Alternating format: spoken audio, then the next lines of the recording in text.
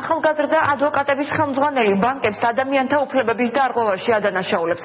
როგორც მარიკა არევაძემ განაცხადა, ბანკები კლიენტის თანხმობის გარეშე გასცემენ ისეთ ინფორმაციას, რაც კონფიდენციალურია და მისი გაცემა კანონით აკრძალულია.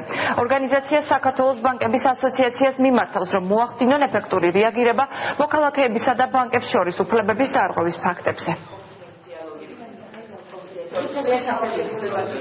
ბანკები კლიენტების შესახებ მასთან არსებულ მონაცემებს მუდმივად გადასცემენ და აწვდიან სააქციო საზოგადოება კრედიტინფო საქართველოს.